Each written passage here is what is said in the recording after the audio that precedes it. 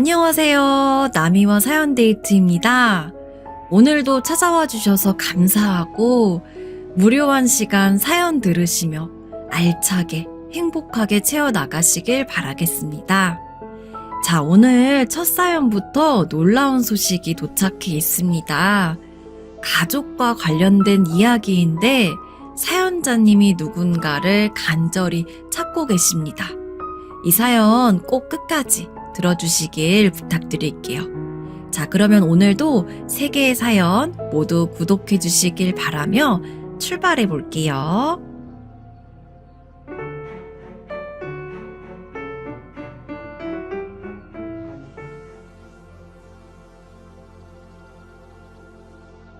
어렸을 때부터 엄마는 없었습니다. 언제부터인진 기억이 나지 않습니다. 아버지에게 물어봤을 때 어머니 일찍이 죽었다고 밖에 듣지 못했습니다. 얼굴 한번 제대로 본 적이 없어서 기억나지도 않는 어머니지만 가끔 밖에 나갔을 때 누군가가 자기 부모님 손을 잡고 걸어가는 모습을 보면 나에게도 저런 어머니가 있었겠지 하는 생각에 기억 하나 제대로 없는 어머니가 그립기도 했습니다. 그러나 아버지는 제가 어머니에 대해서 얘기를 하면 뭐 죽은 여자 이야기를 하고 있어 라며 제게 크게 화를 냈습니다. 어릴 때는 왜 대체 아버지가 저한테 그렇게 화를 내는지 영문도 이유도 몰랐습니다. 하지만 아버지가 싫어하기에 저는 점점 더 어머니에 대한 그리움을 그저 혼자서 간직할 수밖에 없었습니다. 저에게 유일한 부모님인 아버지이지만 아버지랑도 오래 살진 못했어요.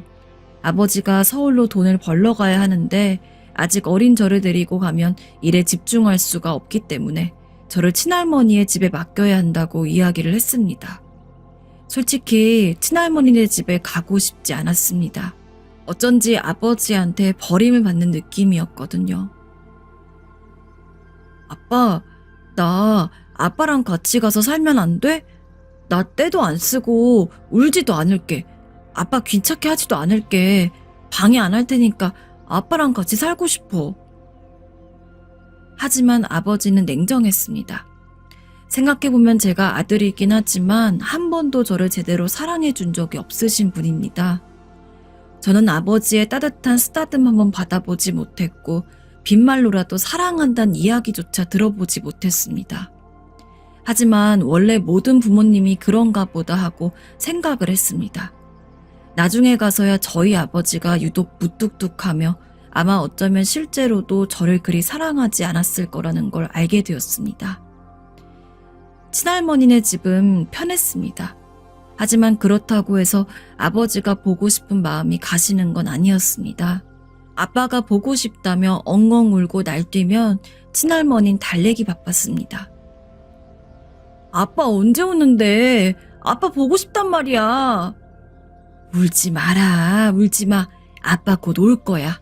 아빠가 곧 우리 정식이 보러 금방 올 거야. 응? 깎아 먹자, 우리. 깎아. 친할머니는 언제나 뻔한 거짓말로 저를 다독였습니다. 어린 나이였지만 전 친할머니의 말이 거짓임을 알고 있었습니다. 언제나 친할머니는 제가 올 때마다 아버지가 곧 저를 보러 올 것이라며 이야기를 했지만 그 말이 한 번도 지켜진 적은 없기 때문입니다. 하지만 거짓임을 알고 있어도 친할머니가 그만큼 저를 신경 쓰고 있다는 것을 알기에 저는 그 말을 믿는 척 울음을 그치곤 했습니다. 나중에 친할머니에게 들어보니까 아버지는 다른 여자랑 재혼을 한 것 같았습니다. 아마 그 집에서 살고 있느라 저를 보러 오지도 않았던 거겠죠. 아버진 유일하게 1년에 딱 2번 명절 때만 저를 보러 왔습니다. 하지만 그마저도 아마 아버지의 의지는 아니었을 거예요. 친할머니가 언젠가 아버지에게 전화를 걸면서 너는 아무리 새살림을 차렸다고 해도 네 핏줄 훤히 타고난 아들이 여기 있는데 어쩜 이렇게 관심을 하나 안 가지니? 여자랑 잘 먹고 잘 살 거면 명절만큼은 네 아들 제대로 챙겨라. 라고 화를 내며 이야기하는 목소리를 들은 적이 있었습니다. 놀 것도 친구도 없는 깡시골에서 아버지조차 저를 그다지 찾지 않는 상황이었지만 그럼에도 저에게는 아버지밖에 없었습니다. 명절마다 내가 말을 잘 듣고 그러면 아빠도 더 자주 오시겠지. 순진하고 어렸던 저는 그렇게 생각을 했습니다. 그래서 설날 추석 명절에 아버지가 오시면 힘도 제대로 안 들어가는 손으로 안마를 해드리겠다며 나섰고, 아버지가 시키는 심부름은 토 한 번 안 달고 전부 다 들었습니다. 하지만 그럼에도 여전히 아버지의 안중에는 제가 없었습니다. 할머니, 아빠는 나를 싫어해. 아이고, 아빠가 우리 정식이를 왜 싫어해? 아니야. 아빠는 그냥 정식이만큼 사랑하는 사람들이 있어서 그래. 제가 아버지에 대해서 물을 때마다 친할머니는 아버지가 저를 사랑한다고 이야기를 했습니다. 그러나 저는 믿지 못했습니다. 그래서 어느 날부터는 친할머니 치맛자락을 부여잡고 떼쓰며 서울로 아빠 보러 갈래. 아빠 보러 갈 거야. 할머니, 나 아빠 보러 가고 싶어. 내 소원이야. 한 번만 들어주면 안 돼? 라며 울었습니다. 몇 날 며칠을 말려도 제가 계속 눈물을 흘리니까 결국 친할머니는 저를 데리고 서울로 올라갔습니다. 할머니 손을 잡고 기차를 탔는데 어찌나 감격스럽던지 아버지를 볼 생각에 한껏 부풀어 올랐습니다. 아직도 그 상황과 그 기분이 잊혀지지 않는 것 같습니다. 서울에 내려서 할머니 손을 잡고 아버지의 집 근처에 다다랐을 때 저는 아버지를 목격했습니다. 모르는 여자와 아이들의 곁에서 저에게는 단 한 번도 보여주지 않았던 웃음을 만면에 가득 머금고 있던 아버지의 얼굴을 말입니다. 애비야, 우리 왔다. 할머니가 큰 소리로 아빠를 불렀습니다. 저는 옆에서 환한 미소로 아버지의 반응을 기다렸습니다. 하지만 돌아온 건 냉랭한 반응뿐이었습니다. 어머니, 말도 없이 올라오시면 어떡해요? 아니, 전화를 안 받으니까 애는 너 보고 싶다고 울고 내가 어떻게 하겠니? 너 울었어? 아빠가 기다리라고 했지? 왜 할머니를 귀찮게 해? 전 아빠의 말에 아무 말도 할 수 없었습니다. 왜일까요? 제가 기대했던 것과 다른 아빠의 모습, 나에게 한 번도 보여주지 않았던 미소를 낯선 여자와 아이들에게 보여주는 아빠의 모습을 봐서일까요? 저는 아빠의 다그침에 잘못했다고 눈물을 뚝뚝 흘릴 수밖에 없었습니다. 이런 호랑이가 잡아 물어갈 놈아, 네가 지금 이게 할 짓이냐? 이 썩을 놈의 자식. 할머니는 아버지에게 큰 소리를 내시고는 어느새 제 손을 잡고 다시 기차역으로 향했습니다. 기차역으로 가는 길 내내 굳이 친할머니가 어떠한 말을 덧붙이지 않아도 저는 알 수 있었습니다. 새로운 아버지의 아내, 그리고 아버지가 정말로 사랑하는 아이들. 아버지에게 저는 짐이나 다름없었을 겁니다. 그렇기 때문에 이렇게 친할머니네 집에 맡겨놓고 명절에나 죽지 못해 간신히 와서는 얼굴을 비추는 것이 전부였겠죠. 내심 아버지가 저를 그다지 사랑하지 않는다는 것은 알고 있었습니다. 하지만 그럼에도 불구하고 저에게는 어떠한 희망이 있었으며 설마 사랑하지 않는다고 하더라도 제가 아버지의 인생에 있어서 짐이 될 거라고는 생각조차 해본 적이 없었습니다. 부끄러운 이야기지만 저는 그날을 계기로 친할머니의 속을 참 많이 썩이면서 방황했습니다. 학교에서 질이 나쁜 애들이랑 어울렸고 매일같이 친할머니가 저를 걱정하는 것을 알매도 불구하고 집에 안 들어가면서 뒷골목에 주저앉아 약한 애들을 시켜서 사오게 한 담배를 피며 하루 왼종일 동네를 돌다가 해가 뜰 때쯤 집에 들어가는 일이 잦았습니다. 정씨가 왜 이리 늦게 들어오냐? 아, 그냥 늦었어요. 왜 기다려요? 기다리지 말라니까. 친할머니는 제가 언제 들어가도 뜬 눈으로 저를 기다리고 계셨고, 제가 그런 친할머니를 외면하며 방에 들어가려고 하면 차마 저에게 제대로 말을 걸진 않으셨지만 언제나 제가 걱정된다는 표정으로 안쓰러이 저를 쳐다보곤 하셨습니다. 멍청한 저는 중학교 3년을 꼬박 그렇게 양아치처럼 살았습니다. 그러면서도 그게 잘못되었다고는 생각을 안 했습니다.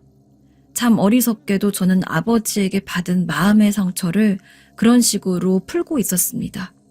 그리고 그런 행동이 저로선 당연한 거라고 스스로를 위로했습니다. 아빠가 나를 먼저 배신했기 때문에 나는 이렇게라도 스트레스를 풀고 슬픔을 이겨낼 수밖에 없어. 제가 그렇게 제 슬픔에 빠져서 주변을 돌아보지 못할 동안 친할머니는 그런 제 뒤치다꺼리를 하느라 몇 년을 힘들게 고생하셨어요.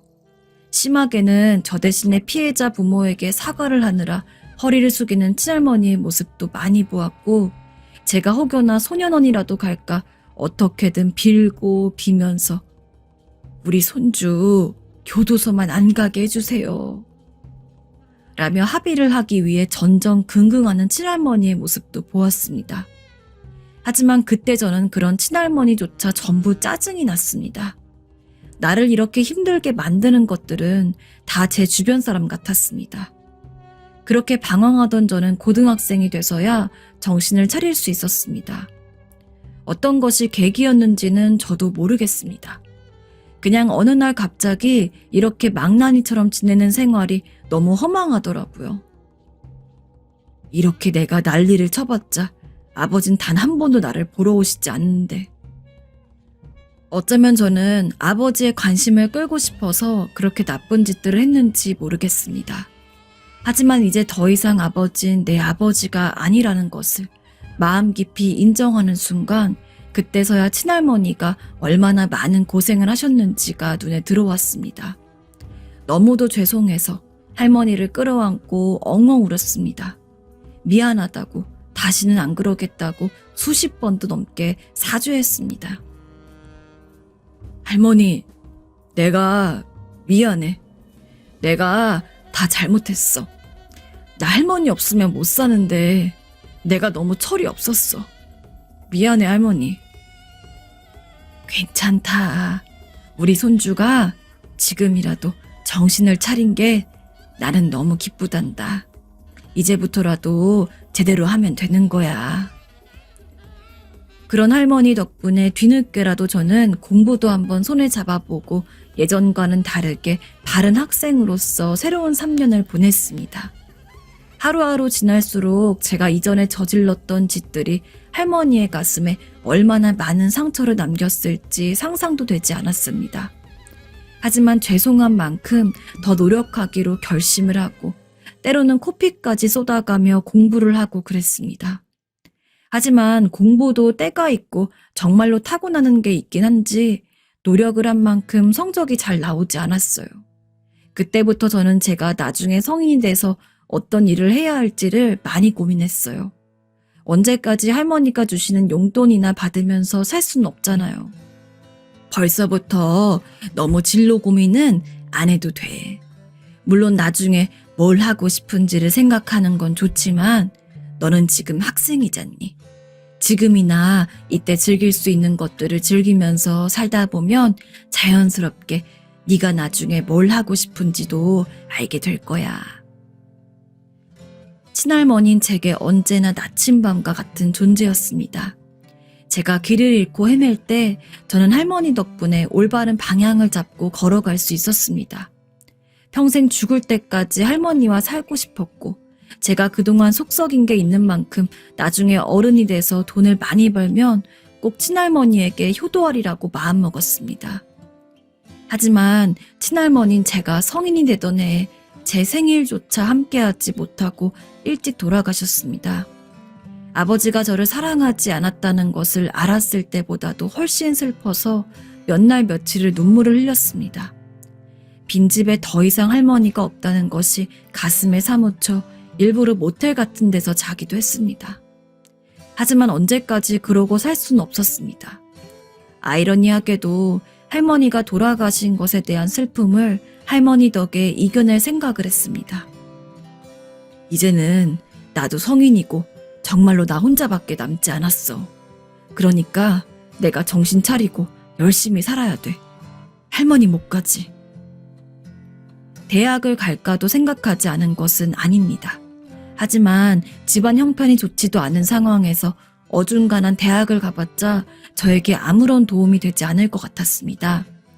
그래서 대뜸 동네에 타일집을 하는 아저씨를 찾아가서 타일 기술을 배웠습니다.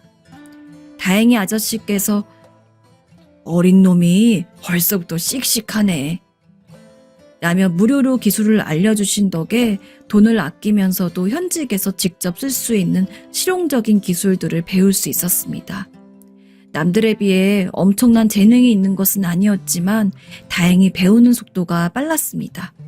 일을 익히는 속도가 남들보단 괜찮다 보니까 남들이 기술 2개 배울 때 전 3개 배울 수 있었고 나중에 가서는 아저씨를 따라서 직접 현장에 가서 제가 배운 기술들을 활용해보는 시간들도 가질 수 있었습니다. 살면서 저에게는 좋은 일이 전혀 없을 거라고 생각했는데 그래도 이악 물고 살다 보니까 친구도 생기고 연애도 할 수 있었습니다. 비록 좋은 부모님 아래에서 편안하게 자란 아이들을 보면 내가 가지지 못한 것들이 너무 눈에 띄어 그런 것들이 부럽기도 했지만 이젠 더 이상 예전처럼 그 상실감에 시달리며 우울감에 빠지지 않았습니다. 아마 여기에선 어떤 할머니의 영향도 있는 것 같습니다. 날 믿어주시고 지지해주셨던 할머니. 늘 내게 잘할 수 있을 거라며 느긋하게 마음 가져라 용기 주셨던 할머니. 할머니를 떠올리면 정말 나 역시 뭐든 할 수 있을 거란 자신감을 가질 수 있었어요. 그리고 30살이 될 때쯤에는 놀랍게도 전 제가 대표로 있는 회사를 차려서 아래에 직원들도 두고 조금 더 본격적으로 타일 일을 시작했습니다. 비록 시작한 지가 얼마 안 돼서 다른 큰 규모의 회사들만큼 일이 들어오진 않았지만 그래도 아주 작은 건수라도 성실하게 공사에 임하다 보니까 신뢰가 쌓여서 아름아름 저희 회사를 찾아주는 분들이 늘어났습니다. 참으로 뿌듯하고 보람차서 밤잠도 아껴가며 일을 했습니다. 당신 너무 무리하는 거 아니야? 공사도 중요하고 회사 잘 되는 것도 중요하지만 그래도 당신이 건강해야지. 괜찮아. 걱정하지 마. 그때 저는 결혼을 약속한 여자친구도 있었습니다. 몸이 힘이 들지 않는 것은 아니었지만 그런 여자친구의 위로, 그리고 앞으로 가정을 꾸려나감에 있어서 지금보다 훨씬 더 안정된 삶을 살아야 한다는 그런 목표가 저를 끝까지 일으켜 세우고 열심히 일할 수 있도록 만들었던 것 같아요. 하지만 결혼식이 정말 코앞까지 다가왔을 때, 지금까지 일을 하면서 한 번도 없었던 너무나도 큰 규모의 사건이 터지고 말았습니다. 정말 간만에 회사에 큰 건수의 공사 의뢰가 들어왔었습니다. 저도 그렇고 직원들 모두와 이거 제대로 해내면 우리 업계에서도 이름 날릴 수 있는 거 아니에요? 라며 모두가 신나할 정도의 일이었습니다. 보통 우리 같은 신생회사 또는 젊은 대표가 있는 곳엔 일감을 주지 않는데 우리 입장에서는 횡재나 다름없었습니다. 당연히 저와 직원들 모두 거의 사활을 걸고서 그 어느 때보다도 완벽한 결과물을 내기 위해서 노력했습니다.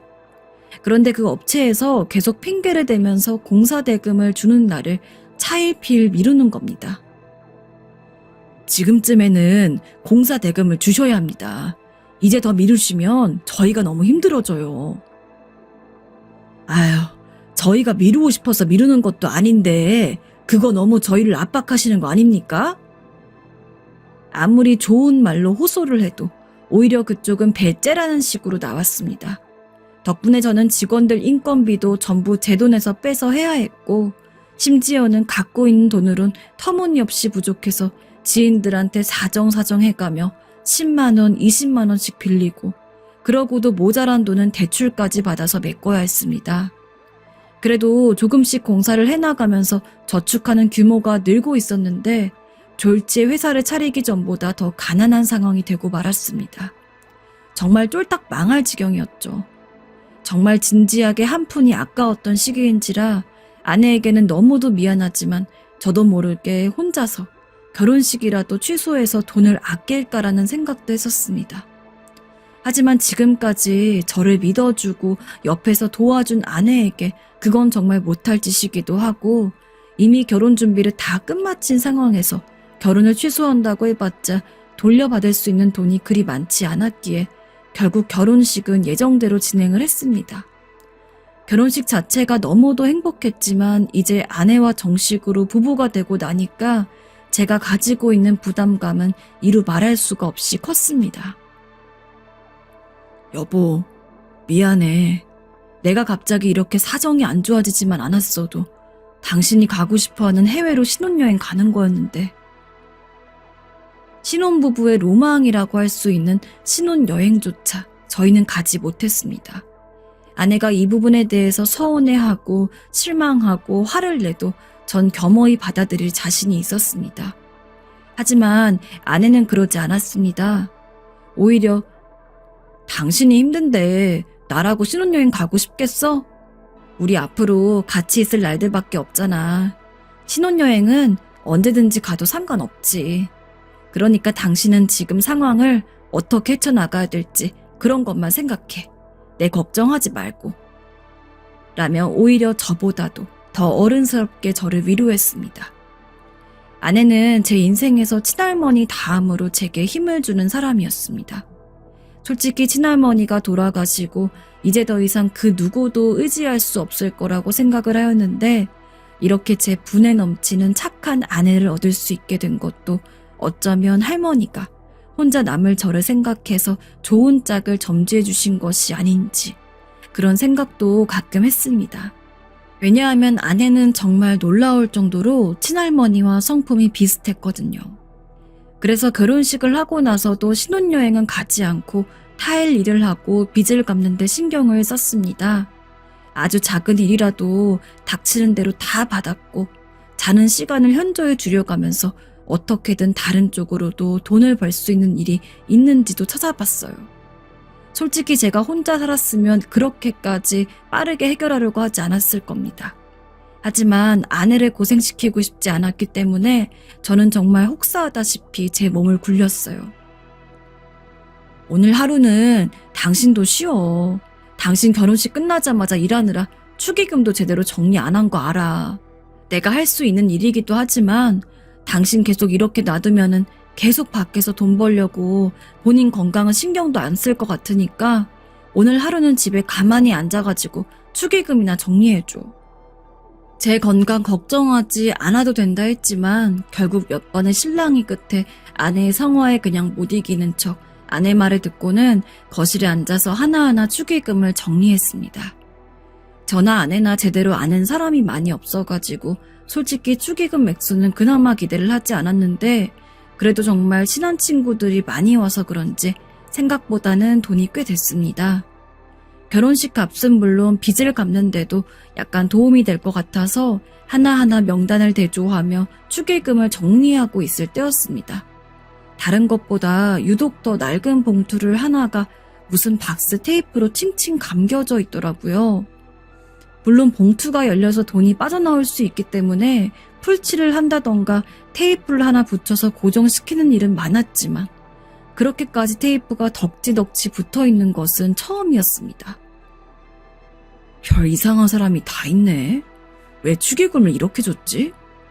라고 생각을 하면서 가위로 가장 윗부분을 자르고 봉투를 열었는데 저는 제 눈을 의심하고 말았습니다. 안에 들어있는 돈은 무려 수표로 5억 원이었습니다.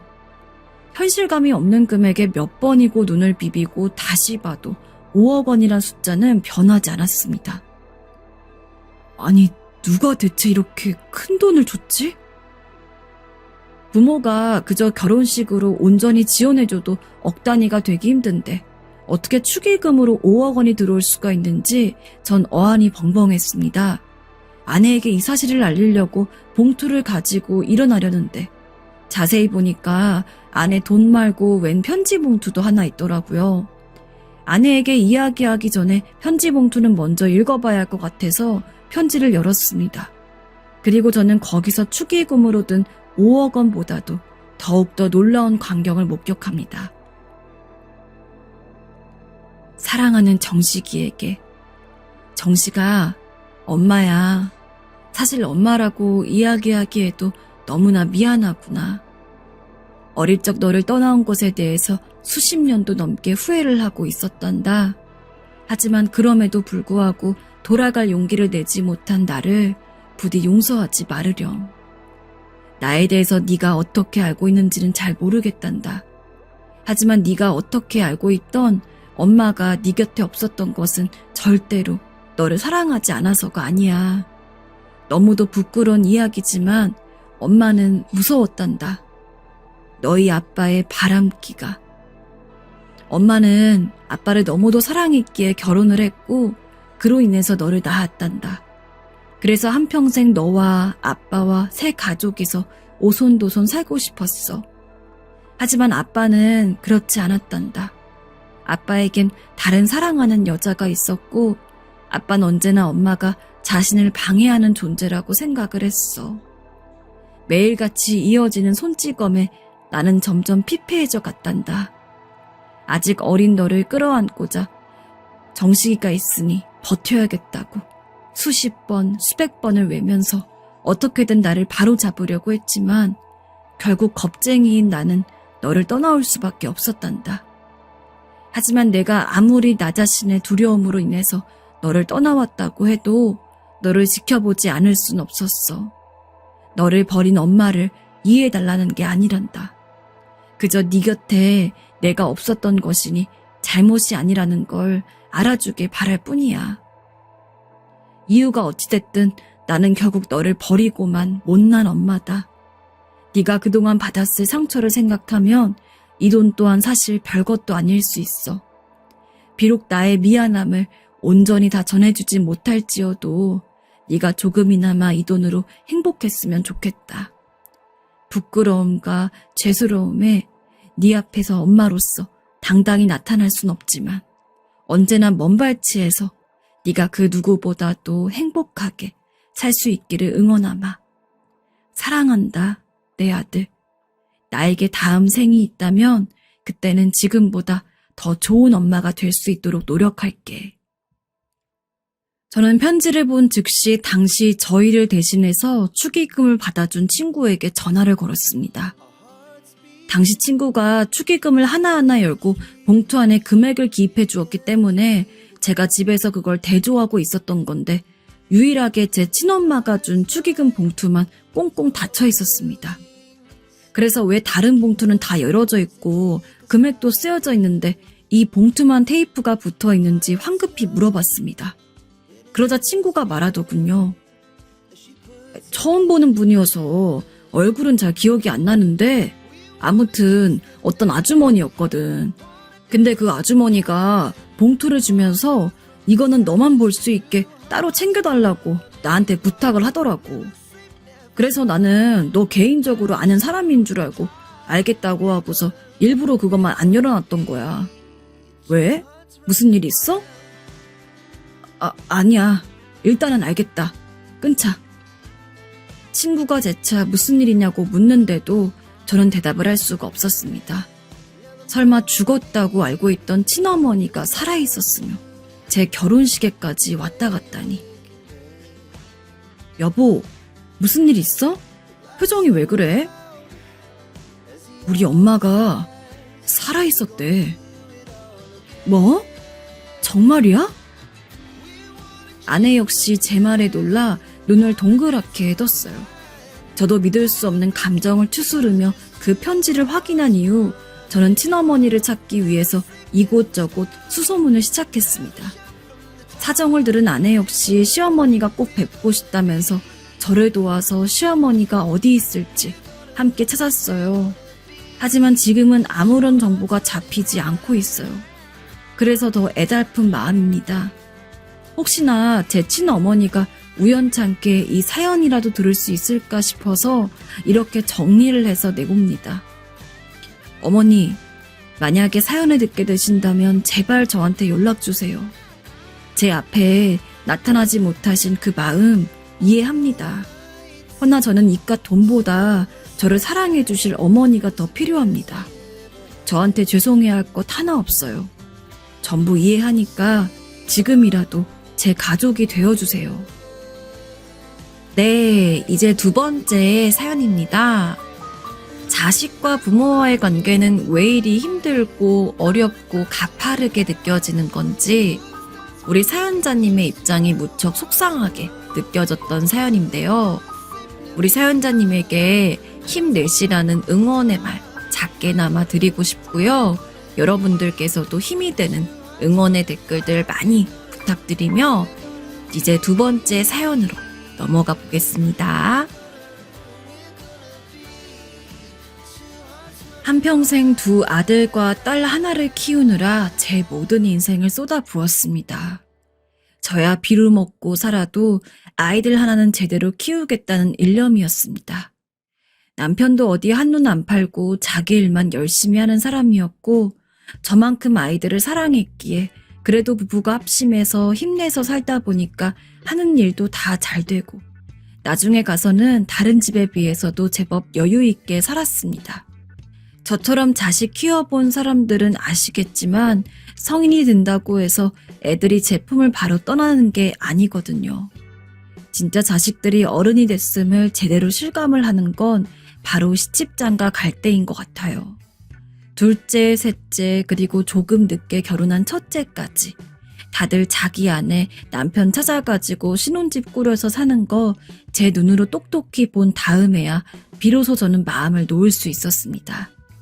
제 남편도 저도 자식들 키우느라 폭삭 늙었지만 그래도 제법 서로를 좋아했고 긴 세월 동안 정이 쌓여 있었기 때문에 이제는 우리 둘만의 시간을 보내리라 다짐했습니다. 여보, 우리도 어디 여행이나 좀 다녀올까요? 애들 키우느라 바빠가지고 여행은커녕 외식도 몇 번 못했는데 이제는 애들도 다 시집 가고 장가 갔으니 지금부터라도 우리 둘만의 인생을 살아야지요. 남편의 주름진 손을 잡으면서 했던 저의 말이 아직까지 기억에 남습니다. 밤새 어느 곳을 여행에 갈지, 여행에 가서 무엇을 할지, 말뿐이긴 해도 그렇게 계획을 세우면서 저희는 몇십 년 만에 가지는 여유를 만끽했습니다. 하지만 정작 여행을 가려고 본격적인 준비를 하려던 순간 남편이 쓰러졌습니다. 만성 신부전증이었습니다. 평생 주기적으로 투석을 하지 않으면 신장이 제 기능을 하지 못해 살지 못한다는 병이었습니다. 청천벽력 같은 소식에 저도 자식들도 남편을 돌보느라 애썼습니다. 젊은 나이가 아니었던지라 남편은 그 병을 계기로 눈에 띄게 쇠약해졌습니다. 제법 당당한 풍채를 지니고 있었는데 살이 빠져 왜소해지고 눈밑이 거뭇해서 정말 당장이라도 죽을 것만 같이 보였습니다. 자식 녀석들은 어땠을지 모르겠지만 솔직히 저는 어느 정도 각오를 하고 있었습니다. 남편이 이대로 영영 떠날 수도 있다는 것을 말이죠. 결과적으로 저의 예측이 들어맞긴 했지만 그래도 남편은 1년가량 저희 옆에서 버텨주었습니다. 남편의 마지막 길을 배웅하고 자식 녀석들도 다 자기 집으로 돌아갔고 저 역시 남편과 함께 살던 집에 돌아갔는데 텅 빈 채 약한 불만 켜져 있는 집안을 보니까 문득 그런 생각이 들더라고요. 아, 이 집이 이렇게 컸었나? 애초에 평수가 무척 넓은 집이었기에 남편과 있을 때도 집이 크다는 느낌을 받았습니다. 하지만 남편이 없는 이 집은 크다 못해 제 마음을 너무도 허전하게 만들었습니다. 불과 얼마 전까지도 남편과 함께하던 집에서 혼자 살아야 한다는 것은 제 생각보다 더욱더 큰 각오가 필요한 일이었습니다. 하지만 자식 녀석들 괜히 신경 쓸까봐 나는 괜찮다. 네 아버지 몸이 워낙 안 좋아가지고 나는 어느 정도 이럴 것도 생각을 하고 있었어. 괜히 내 걱정하지 말고 너희는 너희 삶 잘 살아라. 라며 의연한 척 굴었습니다. 혼자 있고 싶지가 않아서 일부러 생전 가지도 않던 동네 경로당에도 들리고 비슷한 나이대의 할아버지, 할머니들과 어울려도 보고 늦게까지 산책을 하러 오기도 했습니다. 하지만 무엇을 하다가 와도 집에만 들어오면 남편이 없다는 사실이 뼈에 사무쳤습니다. 스스로도 여실히 느껴질 정도로 말이죠. 참 두려웠던 것 같습니다. 살면서 많은 이들의 죽음을 보았지만 이렇게까지 정말로 혼자 남았다는 생각이 드는 상황은 처음이었습니다. 혼자서 누구에게 말도 못하고 끙끙 앓는 나날들이 이어졌습니다. 그때 저조차도 예상치 못하게 저를 도와준 사람이 있었습니다. 바로 장남 내외였습니다. 어머니, 저 왔어요. 아내가 어머니 좋아하는 오징어 숙회한다고 장도 봐왔으니까 이따가 저희랑 같이 저녁 들어요. 청소는 아직 안 하셨죠? 도와드릴게요. 둘째와 셋째는 제가 사는 곳에서 조금 멀리 떨어진 곳에서 살고 있었습니다. 하지만 장남 내외는 기껏해야 차로 10분 정도의 거리에 있었기에 남편이 살아있을 적에도 둘째와 셋째는 자주 못 봤을지언정 장남 내외는 오다 가다 마주치는 일도 적지 않았습니다. 솔직히 남편 죽고 장남한테 조금은 기대고 싶은 마음이 없던 것은 아닙니다. 하지만 부모로서 자기 가정 꾸린 아들 녀석한테 짐을 떠넘기기가 싫어서 혼자 버티고 있었던 겁니다. 괜히 전화라도 하거나 얼굴 보면 약해질까봐 연락도 제대로 안 하고 있었는데 장남 내외는 먼저 저를 찾아주었습니다. 남편을 잃고 혼자 남은 제가 걱정이 된다는 것이 이유였죠. 어머니, 말은 괜찮다고 해도 매일 아버지 생각나서 힘드시잖아요. 제가 그걸 모르겠어요? 어머니가 저희 생각해서 일부러 괜찮다고 이야기하시는 거 알지만 그래도 자식인 저한테 좀 기대셨으면 좋겠어요. 맞아요, 어머님. 어머님이 저나 그이한테 죄송해 하실 거 하나 없어요. 앞으로도 저희가 자주 들릴 테니까 필요한 거 있으시거나 아니면 조금 적적하다 싶으실 때 아무 때나 연락 주세요. 장남이랑 며느리가 따뜻한 말 골라 저한테 그렇게 이야기하는데 나이 먹고 주책이지만 눈물이 찔끔찔끔 날 뻔했습니다. 사실 장남은 저희 부부 애를 많이 태웠습니다. 바로 결혼 때문이었죠. 많이 넘어서도 장가를 가지 않아 골머리를 썩혔었는데 결국 좋은 신부감을 얻어 지금 이 애미한테 큰 힘이 되어주니 그래도 내가 자식놈 하나는 제대로 키웠다 싶고 며느리도 너무 마음씨 예쁘고 성품이 곱다는 생각도 들고 그렇게 먼저 저한테 괜찮다고 이야기를 해주니까 저도 그때부터는 쓸데없는 고집을 부리지 않았습니다. 연락을 하고 싶다는 생각이 들면 장남 내외 집에 있을 것 같은 시간에 전화도 걸고 손주도 볼 겸 제가 집에 가기도 했습니다. 둘째와 셋째도 제 걱정이 됐는지 종종 안부 연락을 했는데 만약 이전처럼 혼자 있었으면 마냥 행복하고 기쁘게 받을 수 없었겠지만 장남 내외가 계속해서 저를 많이 도와주고 함께 있어줘서 그때서야말로 진심으로 자식들에게 나 정말로 괜찮다 라고 이야기할 수 있었습니다. 그렇게 장남 내외는 1년을 넘게 제 곁에서 함께 지냈습니다. 같은 집에 살진 않았지만 못해도 일주일에 3번 이상은 얼굴을 보았습니다. 종종 죽은 남편이 생각나지 않은 것은 아니었지만 처음처럼 외롭진 않았습니다. 그렇게 살고 있는데 어느 날 장남이 제게 그러더군요. 어머니, 혼자서 이 아파트에 살긴 조금 힘들지 않으세요?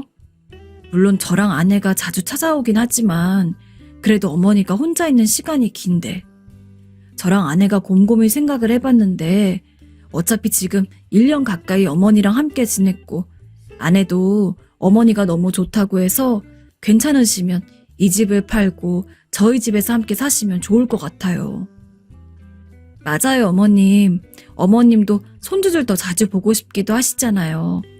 저희도 어머님 댁에 들릴 때 가급적이면 매번 애들 좀 데리고 오고 싶긴 한데 사정이 여의치 않을 때도 있고 그렇다고 어머니가 매번 오시기에는 가깝긴 하더라도 힘드실 테고 저희도 많이 고민하고 생각한 거예요. 그러니까 어머님 저희랑 함께 살아요. 네? 솔직히 고민이 안 될 수가 없는 상황이었습니다.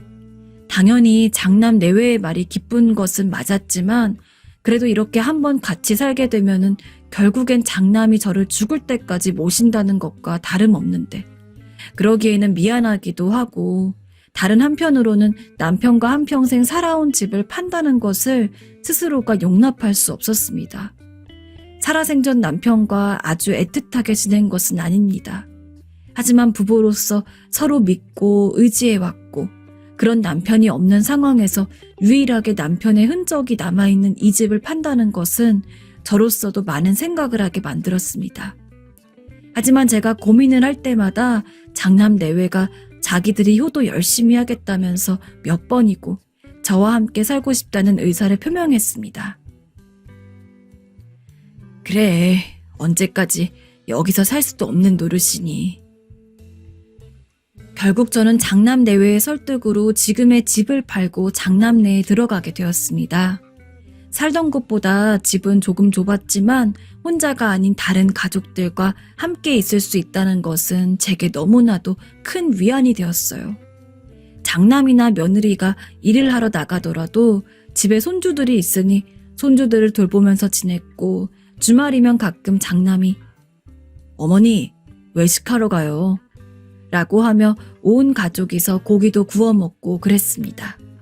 그렇게까지 하니 당연히 장남 내외에게 고마운 게 많을 수밖에 없었습니다. 그래서 손주놈들 밥도 가끔씩 차리고 청소기도 돌리고 그랬습니다. 그렇게 몇 달을 지냈더니 처음에는 조금 어색하던 집도 이제는 익숙하고 그러더군요. 그러던 어느 날 원래 같았으면 진즉 귀가를 하고도 남았을 아들이 늦게 오더라고요. 며느리에게 물어봐도 글쎄요, 오늘 야근한다고 그랬었나? 하면서 모르는 눈치고 근래 들어서 그렇게까지 늦게 들어온 적이 없었기 때문에 전 자연스럽게 걱정이 됐습니다. 며느린 일을 나가야 하기 때문에 먼저 재우고 저 혼자서 새벽까지 깨어있는데 한 2시에서 3시가 될 무렵에 아들이 들어왔습니다. 잔뜩 술에 취해 있는 상황이었죠. 평소 술도 잘 안 먹는 녀석이 웬일인가 했습니다. 근데 장남이 거실에 앉아있는 저를 보더니 갑자기 눈물을 펑펑 흘리는 겁니다. 너무 깜짝 놀라가지고 다가가서 왜? 무슨 일이냐? 라며 달래려 들어도 아들 녀석은 입술을 꽉 깨물면서 울기 바빴습니다. 나이도 50은 넘게 먹은 녀석이 뭐가 이리 슬픈 일이 있어서 눈물을 흘리는지 간신히 진정시키고 거실에 마주 앉아서 이야기를 나누었습니다. 너 요새 뭐 힘든 일 있니? 평생 술도 한번 제대로 안 마셔본 놈이 이렇게까지 취해가지고 새벽에 들어오고. 어머니, 저 사실은... 아들은 제 앞에서 길고 긴 이야기를 꺼냈습니다. 회사를 잘 다니고 있던 아들은 몇 달 전부터 회사를 그만두고 자기 사업을 할 생각으로 사업 준비를 하고 있었던 것 같습니다.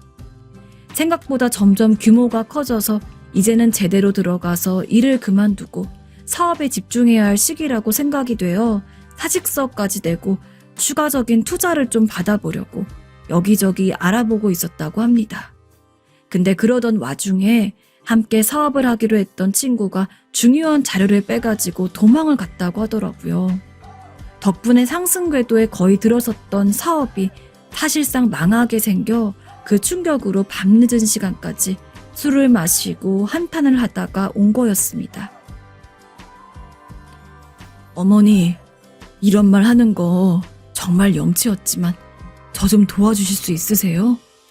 사업 잘 되면 제가 꼭 다 갚을게요. 아직 애들도 어린데 저 이대로 무너질 수 없어요. 어머니, 저 좀 제발 살려주세요. 한평생 살면서 저한테 돈 달라는 소리 한 번도 안 했던 장남입니다. 근데 얼마나 힘들었으면 50살이 넘어서 늙은 애미한테 안겨 펑펑 우는 장남을 보고 있자니 가슴이 심하게 요동쳤습니다. 안쓰럽고 짠하고 그날 밤 저는 장남을 꽉 껴안아주고 다독여줬습니다. 그리고 제가 남편을 잃고 혼자 외로워하며 힘들었을 때 장남이 도와줬던 것들이 스쳐 지나가기도 하고 아직 어린 손주들을 보고 있자니 장남의 성공을 도와야만 했습니다. 그래서 저는 조금 고민하다가 이전에 살던 아파트를 판 돈 9억을 아들에게 넘겨주었습니다. 아들은 그런 제 앞에서 무릎을 꿇고 연신 고맙다고 자기가 정말 잘하겠다며 또다시 재차 눈물을 흘렸습니다. 그리고 저는 조용히 그런 아들의 등을 토닥거렸습니다. 인생이 다 그런 거라고. 그렇게 힘든 일을 겪고 나면은 비 온 뒤에 땅이 굳듯이 더 위로 도약할 수 있는 발판이 마련될 거라고요. 그 9억을 넘겨준 뒤 확실히 장남 내외는 이전보다 훨씬 더 편해진 얼굴이었습니다. 하지만 그것과는 별개로 이상한 일이 생겼습니다. 분명 그전까지만 해도 저한테 죽고 못 살듯이 잘해주던 아들과 며느리가 저를 대하는 태도가 달라지는 겁니다. 시작은 무척이나 작은 것이었습니다. 어차피 다 늙어서 할 일도 없고 그렇다고 해서 매일같이 만나고 싶을 만한 친구가 동네에 있는 것도 아니라 저는 늘 평일이나 주말이나 오후 늦은마감 시간까지 잠을 잤습니다. 그래서 보통 며느리는 자기들이 먼저 밥을 먹고 제가 일어났을 시간에 맞춰서 한 번 더 밥을 차리곤 했습니다. 그런데 평소에 전혀 그런 말 안 하다가 그날도 여느 때처럼 오후 4시쯤 기상을 해가지고 밥을 먹기 위해서 거실에 나가는데 며느리가 저한테 그러더라고요. 어머님, 다음부터는 저희 식사하는 시간 맞춰서 일어나 주세요. 어머님이 혼자 너무 늦게 일어나서 제가 밥을 2번 차려야 되는데 솔직히 그거 너무 번거롭거든요. 응? 알았다. 그래. 며느리 입장에서 번거로울 수 있다는 걸 모르는 게 아닙니다. 다만 함께 사는 몇 년간 단 한 번도 이야기하지 않았던 부분에 대해서 너무 새삼스럽게 이야기를 하니 제 입장에서는 좀 당황스럽더라고요. 그리고 왠지 모르게 서운하더군요. 그래도 며느리가 불편하다고 한 만큼 알았다고 하고서 이후부터는 시간에 맞춰서 일어나가지고 일찍 밥을 먹고 잠이 모자라면 그 이후에 자고 그랬습니다. 하지만 거기서 그치지 않았습니다. 어머님, 제가 검은 옷 빨래는 따로 놓으라고 말씀을 드렸잖아요. 계속 세탁기 안에 넣어두시면 어떡해요? 어머님이 자꾸 이러시면 제가 계속 일을 해야 하잖아요. 정말 짜증나게 하네. 아니, 실수할 수도 있지. 그걸로 이렇게까지 큰 소리를 내니? 어머니가 일을 2번 시키시니 그렇죠. 앞으로 주의 좀 하세요, 제발. 애처럼 굴지 마시고요. 전에는 애초에 말조차도 꺼내지 않았을 것들을 가지고 며느리가 과하게 언성을 높이는 일들이 많았습니다. 그렇다고 해서 장남한테 호소할 분위기도 아니었습니다. 평소에 집에 들어오면 장남이 와가지고는 늘 저한테 말도 걸고 오늘 뭐 하셨냐, 뭐 드셨냐 이런 거 묻고 그랬는데 이제는 집에 와서 저를 보더라도 흘끗 눈길만 주고는 아무 말도 거의 없는 사람인 것처럼 굴었습니다. 도저히 분위기에 적응할 수가 없었습니다. 게다가 그걸로도 모자라서 아들이 제게 말도 안 되는 이야기까지 하더라고요.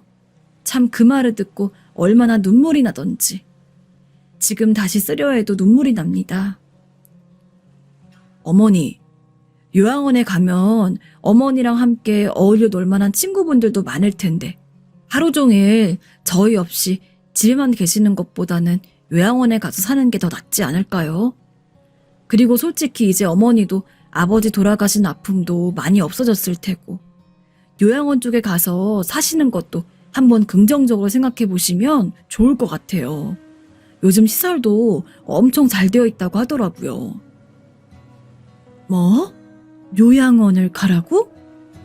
네, 제 친구 어머님도 요양원 가시고 많이 좋아지셨대요. 거기 생활이 아주 즐겁다고 하시더라고요. 아무리 제가 늙고 힘이 없다곤 해도 그래도 죽을 병은 아직 없고 나이에 비해서는 건강하며 몸도 쌩쌩한데 아무리 생각해도 그때 그 9억을 준 뒤로 모든 것이 달라졌다는 생각이 없어지질 않았습니다. 너무도 뻔뻔하게 구는 장남을 보니까 화가 머리 끝까지 차오르고 남편과 함께 살았던 그 아파트를 판 게 너무도 후회되었습니다. 전 당연히 절대 요양원 같은 건 안 간다고 단호하게 이야기를 했습니다. 애초에 혼자 살겠다고 하는 거 데려온 사람이 누구냐? 너 아니냐? 지금 너네가 사정이나 엄청 안 좋으면 또 모를까? 내가 아파트 판 돈 9억까지 줘가지고 여유롭게 살고 있으면서 나를 내쫓겠다는 거는 결국에 나한테 돈을 뜯는 게 목적이었던 걸로밖에 생각이 안 된다. 그리고 드디어 하고 싶은 말을 했죠. 네가 설마 이런 식으로 나올 줄은 꿈에도 몰랐다. 나는 절대 못 나가니까 그런 줄 알아라. 손이 덜덜 떨렸습니다. 믿기지가 않는 상황에 피가 식는 기분이었습니다. 하지만 장남 내외는 저를 내쫓겠다고 아주 작정을 했는지 이번엔 손주 핑계까지 대가며 저를 내보내려고 안달이었습니다. 어머님, 성원이도 지금 공부할 나이 됐어요. 근데 집에 할머니가 맨날 있다고 불편한 모양이에요. 저나 남편이야 일 나갔다 들어오니까 원래 같으면은 애가 집에 혼자 있으면서 좀 편안하게 공부를 할 수 있는데 지금은 저랑 남편이 나갔다 와도 어머니가 계속 집에 계시니까 공부도 잘 안 된다고 하고 어머님도 성환이가 성적 못 나오는 걸 바라진 않으시잖아요. 아니면 어머님 욕심 때문에 하나뿐인 큰손주 공부 못해도 괜찮으세요? 뭐라고? 지금 손주 들먹거리는 거냐? 기가 막히는구나.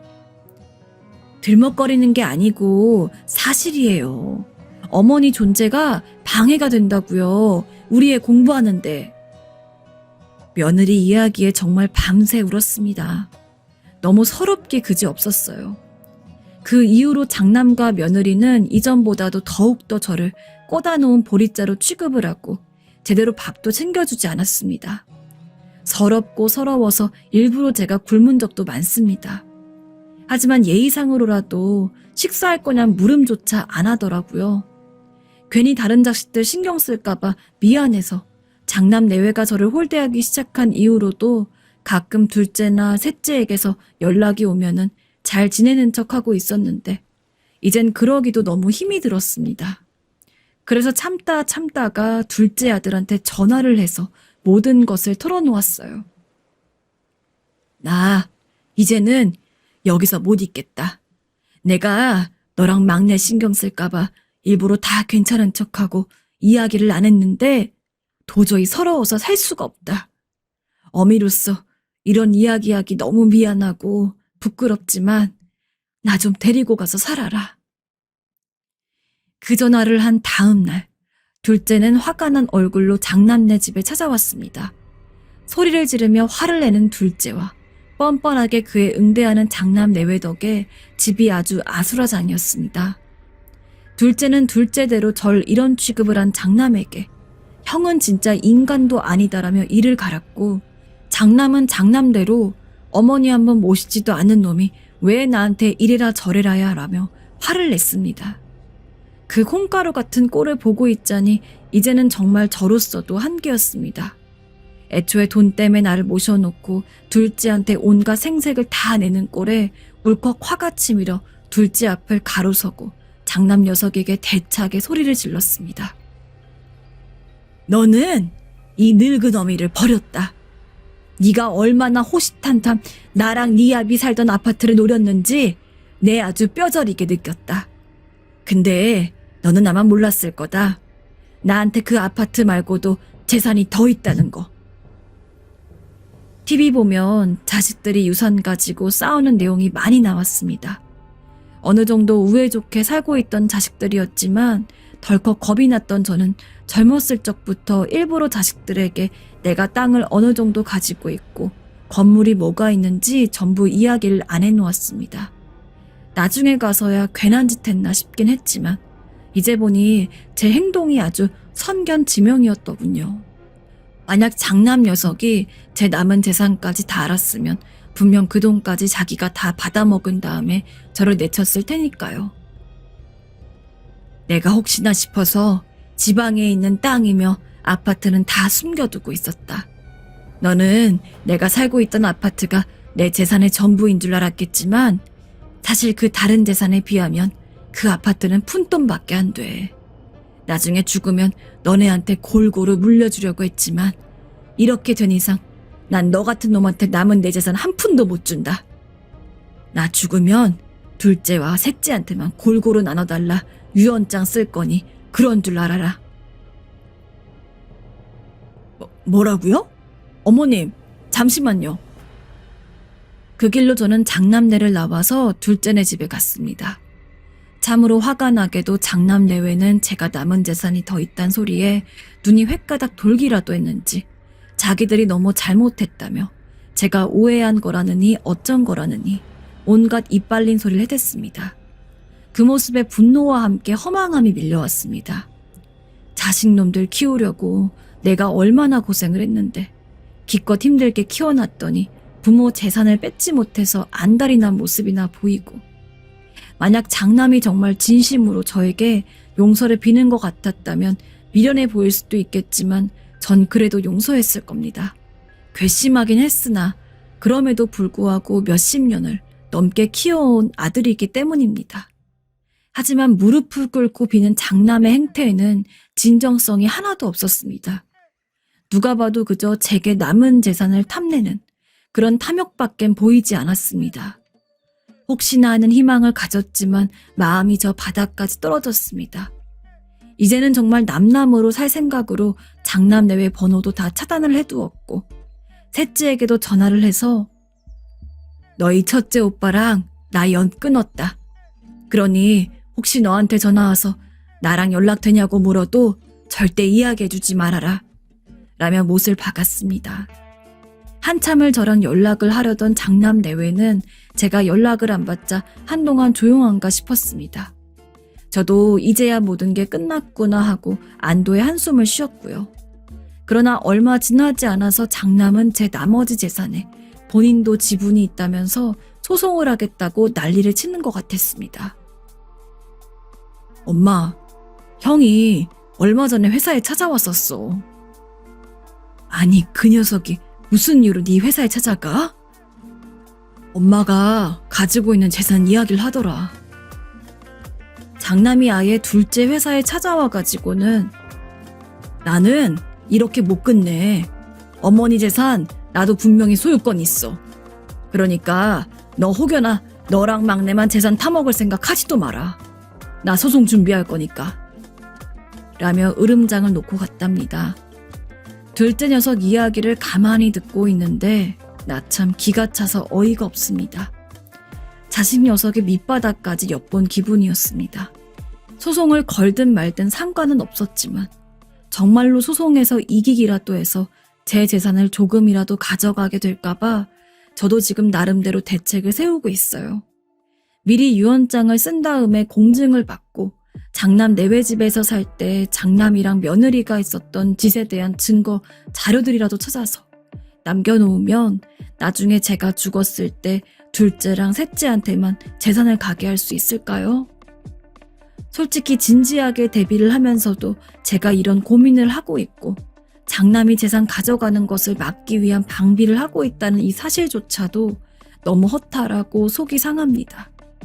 긴 시간 정말로 자식들만 위해서 살았다고 자부하고 그 와중에도 올바르게 키우기 위해서 신경 써서 훈육했는데 그냥 처음부터 제가 자식을 잘못 키운 건지 배 아파서 낳아준 부모인데 이제 더 이상 뜯어낼 돈이 없다고 생각하니 그렇게 헌신짝 버리듯이 버리는 자식놈이 설마 제 자식일 줄은 꿈에도 몰랐습니다.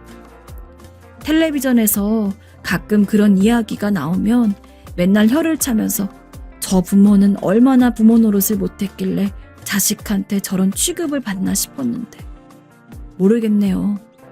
둘째와 셋째는 제 잘못이 아니라고 위로해주지만 그 마음이 고마운 한편 장남으로 인해 생긴 상처는 쉬이 낫질 않습니다. 전 이제까지 누구를 위해서 살았던 것일까요? 그리고 여러분, 제가 이런 말 하기 뭐하긴 하지만 재산은 살아생전 자식에게 주는 게 아닌 것 같습니다.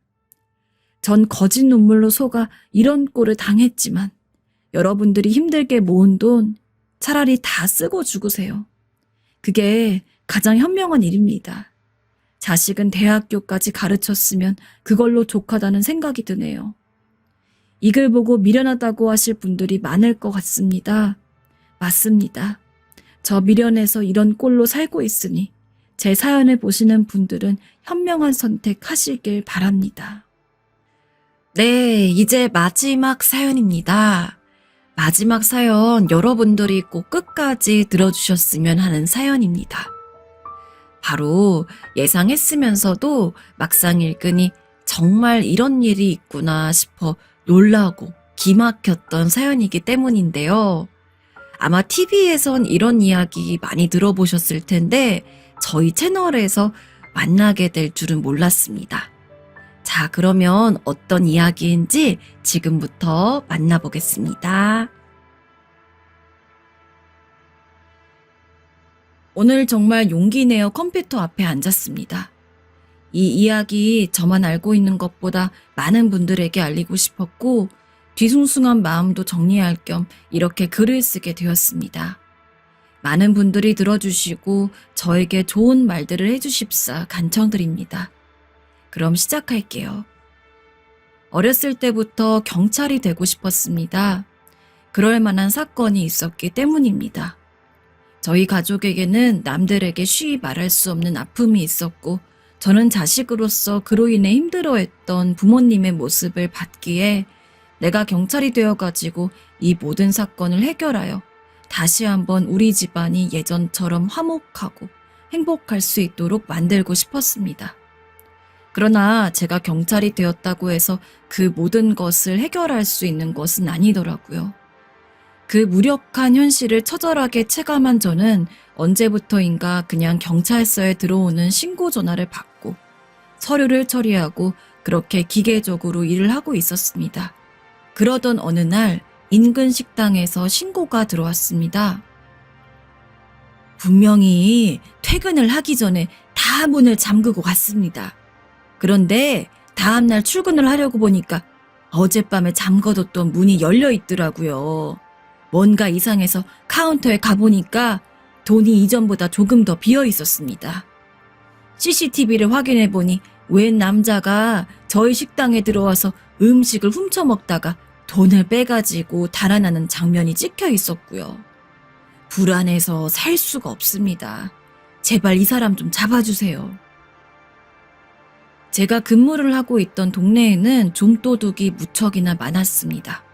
강력범죄가 없었다는 것은 천만다행이지만 그렇다고 해서 좀도둑이라고 피해를 안 주는 것은 아니었기에 저를 포함한 동료 경찰들은 그런 좀도둑을 잡으러 다니는 것이 일상이었습니다.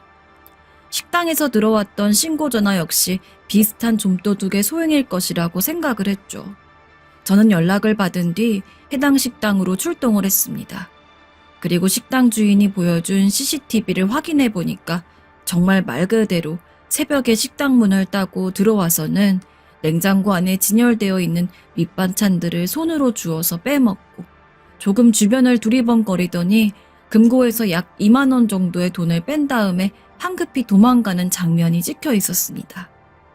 사실 저희 동네가 유독 좀도둑이 많은 편입니다. 이유는 근처에 노숙자들이 많이 모이는 역이 있기 때문이었습니다. 물론 노숙자라고 해서 무조건 도둑질을 한다는 건 당연히 아닙니다. 하지만 실제로 비슷한 신고가 들어와서 범인을 잡고 보면 노숙자였던 경우가 많았습니다. 이거 어쩐지 노숙자가 배 골마가지고 저지른 범죄인 것 같은데? 동료와 그런 이야기를 하면서 범인을 잡으려고 수소문을 하는데 며칠 지나지 않아서 비슷한 위치에 있는 다른 가게에서도 신고가 들어왔습니다. 이번에는 식당이 아닌 옷가게였는데 마네킹에 입혀져 있던 검은색 점퍼를 하나 훔치더니 역시나 금고에서 2만 원 정도의 현금을 빼서는 달아났단 이야기였습니다. 신고 전화 내용이 이전에 식당에서 받았던 것과 똑같았기 때문에 직감적으로 같은 사람이 범행을 저지른 것으로 보였습니다. 그래서 주변 노숙자들에게 말을 걸면서 탐문 수사를 시작했습니다. 혹시 주변에 갑자기 새 옷이 생긴 노숙자는 없는지, 돈을 많이 가지고 있는 노숙자는 없는지, 일반 사람들이 몇만 원 정도 가지고 있을 수 있지만 노숙자들은 보통 몇천 원 정도만 가지고 있어도 많이 가지고 있는 것이었으며 마지막 신고 전화를 들었을 때 옷을 훔쳐갔단 이야기를 보았을 때 평소 지낼 때 그 옷을 입고 있을 것으로 추측이 됐습니다. 그래서 그 부분을 위주로 수사를 진행했죠.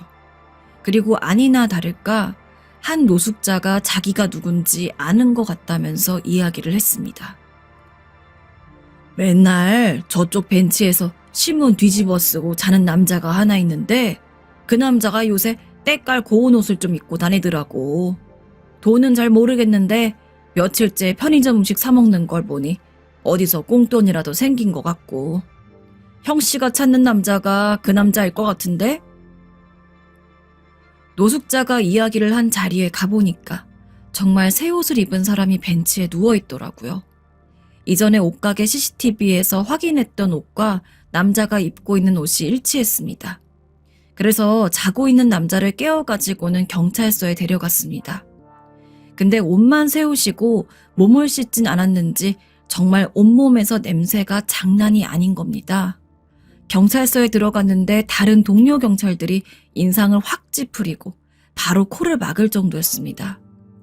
범죄를 저지른 것은 당연히 잘못이지만 단순 절도이기도 하고 노숙자들이 힘들게 살고 있다는 것은 알았기 때문에 전 노숙자를 데리고 동네에 있는 공중 목욕탕에 갔습니다.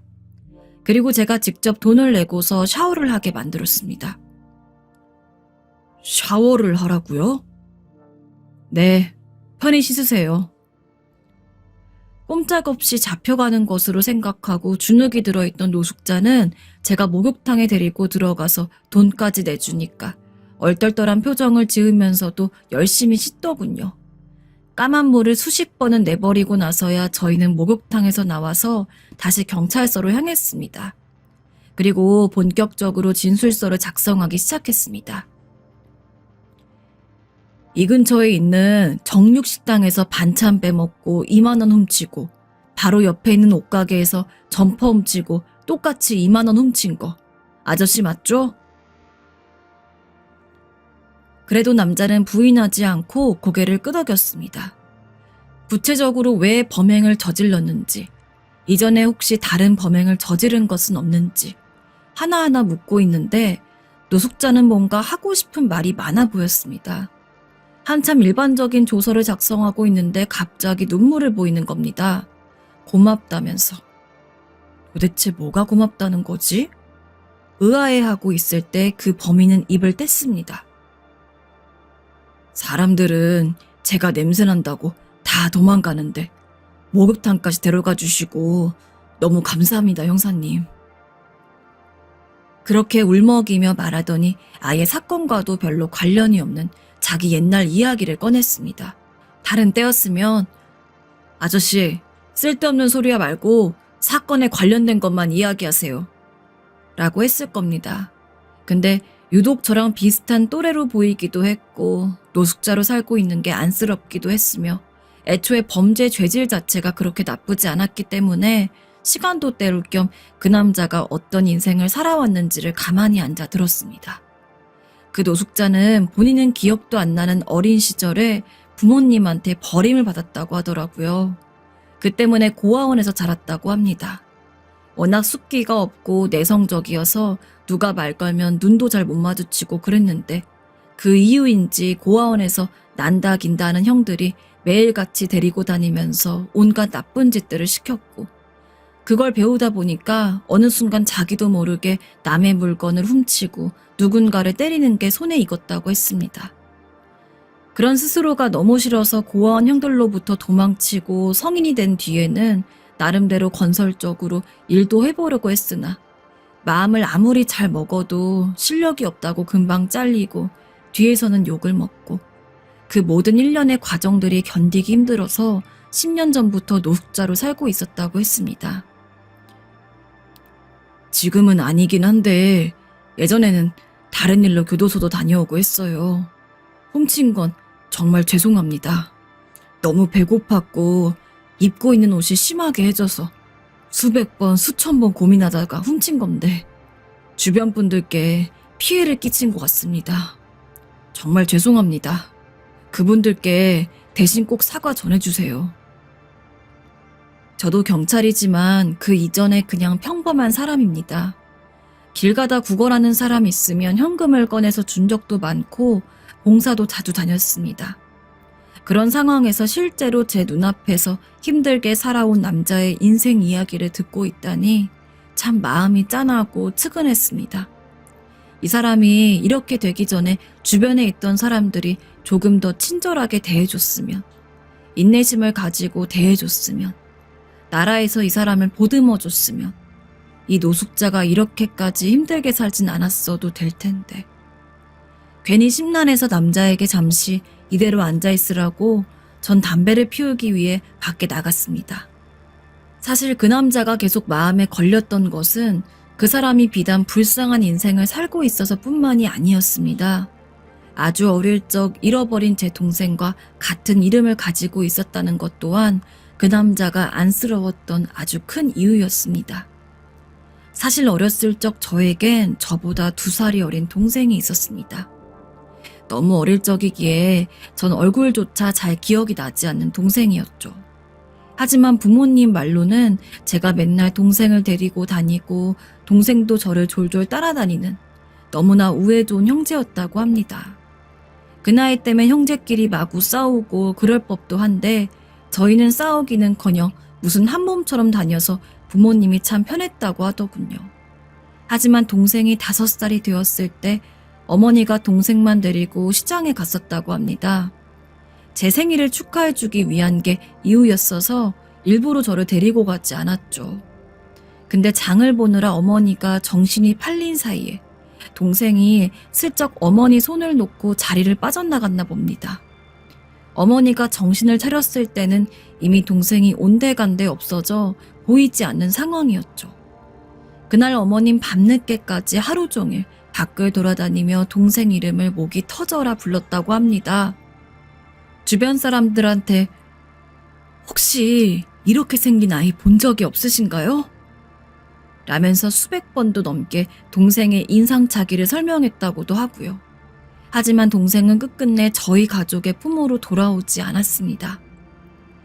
그 뒤로 저희 집은 어머니도 아버지도 잃어버린 동생을 찾기 위해 수소문을 했습니다. 하지만 하늘로 솟은 건지 땅으로 꺼진 건지 그 누구도 동생이 어디 있는지를 아는 사람이 없었습니다. 동생의 얼굴은 제대로 기억하지 못하고 있지만 동생이 없어지고 나서 절망스러운 분위기를 달렸던 저희 집안의 분위기는 기억이 납니다. 매일같이 초췌한 얼굴로 눈물만 흘리는 어머니와 심란한 한숨만 내뱉는 아버지. 엄마, 아빠, 나 경찰이 될래. 경찰이 돼서 동생을 찾을 거야. 어머니와 아버진 이 말에 그저 공허한 눈으로 저를 바라보실 뿐이었어요. 제가 경찰이 되고 싶다고 처음 마음을 먹은 것도 그 때문이었습니다. 어릴 적에 저 역시 동생이 사라졌다는 것이 너무 힘들었습니다. 하지만 그런 저보다 더 힘들어하는 부모님을 보는 것이 제게는 너무나 고통스러웠습니다. 경찰이 되면 그래도 제 동생 1명 정도는 찾을 수 있지 않을까 싶어 열심히 공부했습니다. 그래서 정말 경찰이 되었고 빈약한 정보를 가지고 어떻게든 동생을 찾기 위해서 노력했습니다. 하지만 소용이 없었어요. 그리고 작년, 수십 년을 넘게 동생을 그리워하며 잠을 잘 적마다 동생의 이름을 잠꼬대처럼 부를 정도로 동생을 잃은 아픔을 한평생 한처럼 간직하고 있던 어머니는 병으로 돌아가셨습니다. 그 아이 잘 살고 있겠지? 어머니는 죽음을 목전에 두고도 이런 말씀을 웅얼거리셨고 저나 아버진 뭐라 말도 꺼내지 못하고 가여운 어머니를 그대로 보내야 했습니다. 그런데 어머니 장례식을 치르는데 매일같이 동생 이름을 부르짖던 살아생전의 어머니가 계속해서 떠올랐습니다. 동생에 대한 그리움으로 돌아가신 후에도 눈을 못 감으실 것 같았습니다. 그래서 저는 어떻게든 정보를 찾고 찾아서 동생을 만나기 위해 애썼습니다. 하지만 무슨 짓을 해도 동생에 대한 아주 작은 실마리 하나 잡히지가 않았습니다. 저라고 동생이 보고 싶지 않은 것은 아니었습니다. 하지만 계속해서 좌절스러운 상황만이 발생하는 와중에 끝까지 동생을 붙들고 있을 힘이 없었습니다. 그래서 한동안은 일부러 일에 빠져 살면서 동생 생각을 안 하려고 했는데 하필 범인으로 잡아온 노숙자가 동생과 같은 이름이라니 마음이 괜히 복잡해지고 심란해지더라고요. 느리게 담배를 피우고 들어와서는 진술서를 마저 작성했습니다. 마음을 좀 추스르고 원칙대로 넘기려고 키보드를 두드리는데 경찰서 문이 열리더니 평소 친하게 지내던 동료 경찰 하나가 들어왔습니다. 눈인사를 하니 제 옆으로 다가와서는 저 사람이 그 식당이랑 옷가게 범인이야? 라며 관심을 보이더라고요. 흥미로운 눈으로 제 진술서와 노숙자를 번갈아 보던 동료가 문득 눈을 크게 떴습니다. 근데 정영사랑 저 노숙자 얼굴이 엄청 닮았네? 닮았다고요? 저랑요? 응, 닮았잖아. 코도 눈매도 똑같네 아주. 뭐야? 알고 보니까 몇십 년 전에 잃어버린 동생 뭐 이런 거 아니야? 아유, 정말 그랬으면 좋겠네. 동료 경찰은 웃으면서 자리로 갔지만 전 웃을 수 없었습니다. 머리가 띵 하는 느낌이 들었습니다. 얼굴을 제대로 보지 않아서 몰랐는데 동료가 이야기하고 난 뒤 반대편에 앉아있는 노숙자 얼굴을 보니 정말 저랑 닮아 있었습니다. 신기할 정도로 닮은 얼굴에 잃어버린 동생과 같은 이름. 말도 안 되지만 의심을 안 할래야 안 할 수가 없었습니다. 그래서 저는 그 노숙자에게 어렸을 때 무슨 동네 살았는지, 부모님 이름은 기억나는지 꼬치꼬치 캐물었습니다. 너무 어릴 때라서 기억이 잘 나지 않아요. 하지만 노숙자는 아무것도 기억하지 못했습니다. 그래, 아닐 거야. 설마 이렇게 우연치 않게 만날 수가 있겠어? 라는 마음에 포기를 하려고 했지만 그래도 여전히 제 마음속 한켠에서는 혹시나 하는 의심이 있었습니다. 그래서 혹시 살았던 고아원 이름은 아냐고 물어보니까 참 다행스럽게도 고아원 이름 그리고 위치는 알고 있더라고요. 그래서 진술서를 마저 작성하고 집에 와서는 한참 동안 그 고아원을 되뇌었습니다. 사실 그 남자가 이야기한 고아원은 제가 어렸을 적 살던 동네와는 수백 킬로미터는 떨어진 곳이었습니다. 현실적으로 그 남자가 제 동생의 가능성은 거의 없는 것이나 다름없었죠. 고아원의 위치가 구체적으로 어디 있는지 알고 나서 제가 하는 모든 행동이 시간 낭비일 거라고 생각을 했습니다. 하지만 그럼에도 이상하게 한 번은 직접 찾아가서 맞든 아니든 확인을 해야 이 미련을 버릴 수 있을 것 같았습니다. 그래, 분명 얼굴이 닮았고 이름은 같긴 하지만 고아원 거리를 보면 분명 내 동생일 리가 없어. 없는데 왜 포기할 수가 없는 걸까? 결국 저는 평일에 시간을 내어서 그 노숙자가 알려준 고아원에 직접 찾아갔습니다. 그리고는 노숙자 이름을 대며 혹시 언제 어디서 어떻게 들어왔는지를 알 수 있냐고 물었습니다. 근데 시간이 너무 오래 지나서 그런지 그 노숙자에 대한 기록 자체가 고아원에도 별로 남은 게 없었습니다. 무슨 처음 들어보는 이름의 교회에서 발견됐다고만 나오더군요. 그래도 다행히 고아원에 처음 들어왔을 당시 찍었던 사진은 발견할 수 있었습니다. 그래서 양해를 구하고 그 사진을 제 핸드폰으로 옮겨 찍은 뒤 집에 돌아갔습니다. 정말 동생이 맞을까? 확인을 위해서는 아버지에게 이야기를 해야 했는데 솔직히 고민이 조금 됐습니다. 지금까지 동생을 찾으면서 동생이라고 착각했던 사람들이 몇 번 있었고 그럴 때마다 아버지는 꿈에 부푼 얼굴로 찾아갔다가 그 무엇보다 더 센 아픔을 느낀 얼굴로 뒤를 돌아 나와야 했습니다. 안 그래도 힘든 아버지를 또 한 번 힘들게 하는 게 아닐까 싶어서 제 선에서 뭐라도 더 알아보고 조금 더 동생이란 확신이 든 다음에 아버지에게 이야기를 할까도 수십 번을 생각했습니다. 하지만 현재 시점에서는 도저히 제가 더 할 수 있는 게 없었습니다. 그래서 하는 수 없이 오랜만에 아버지에게 연락을 드렸습니다. 할 이야기가 있으니 집에 찾아가겠다고요. 아버지, 혹시 이 사진이 동생 맞아요?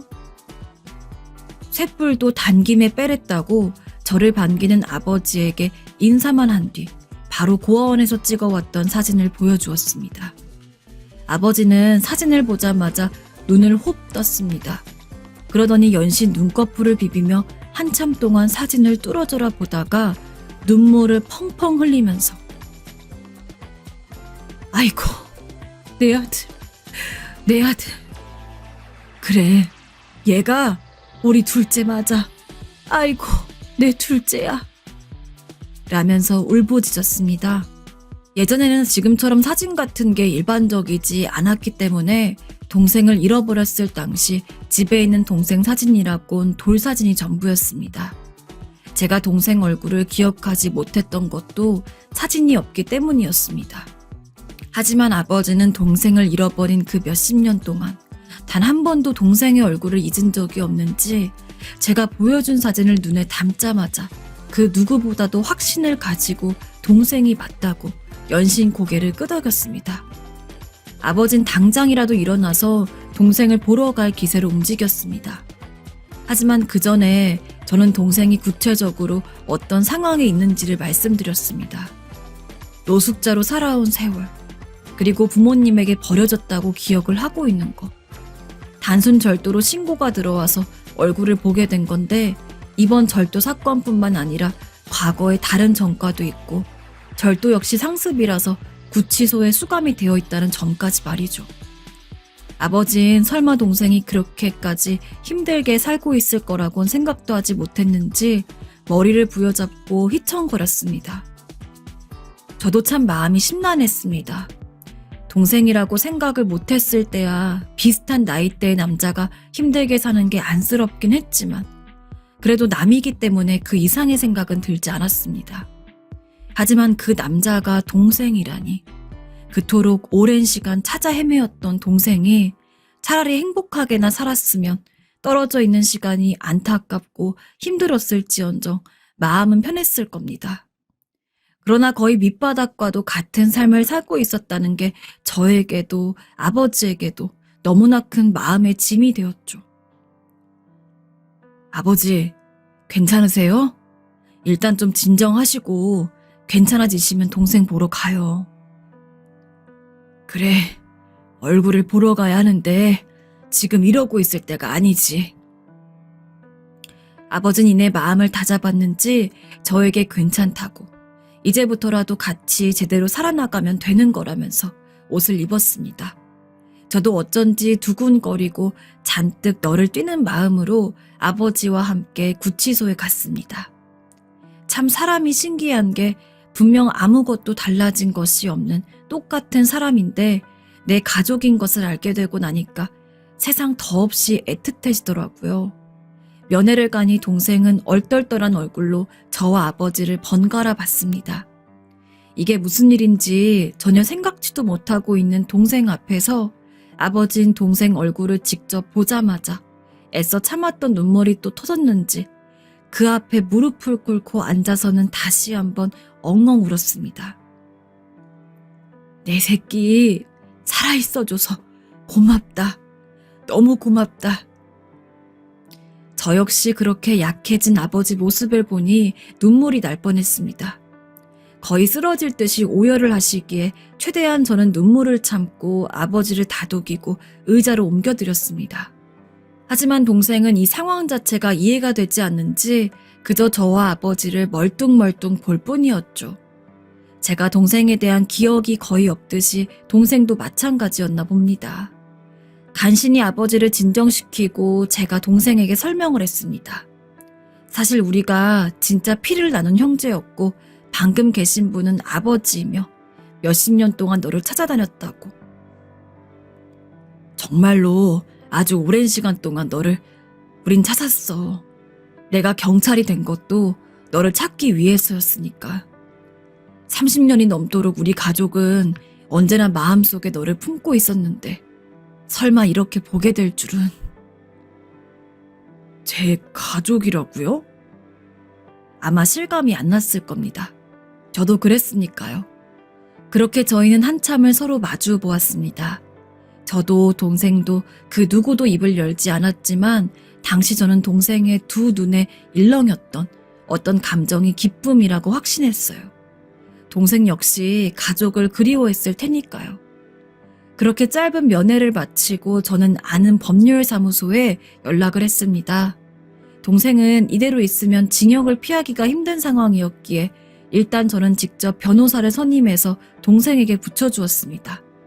동생이 이전에 비슷한 동종 전과가 있어서 조금 힘들긴 했지만 그래도 변호사가 힘써준 덕분에 집행유예로 풀려날 수 있었어요. 그래서 지금 동생은 아버지 집에서 둘이 살고 있습니다. 그리고 기술을 배우고 있다고 해요. 이제 다시 가족을 찾은 만큼 계속해서 노숙자 생활을 할 순 없으니 아버지가 너도 너만의 돈을 벌 기술을 가지고 있어야 해. 라고 해서 아버지의 도움을 받아 이것저것 적성에 맞는 것을 찾는 모양입니다. 중년의 나이임에도 배운 것이 없어 모든 것이 낯선 동생을 보면 아버진 여전히 좀 마음이 아픈 모양입니다. 참고로 동생은 확실히 저희 집 가족이 맞습니다. 물론 저희 아버지는 동생이 정말 우리 가족임을 확신했지만 혹시나 아닐 가능성을 대비해서 유전자 검사까지 했었거든요. 그 검사 결과에도 확실히 친자라고 나왔습니다. 드디어 저희 가족은 몇십 년간 바라던 동생을 완벽하게 되찾을 수 있었습니다.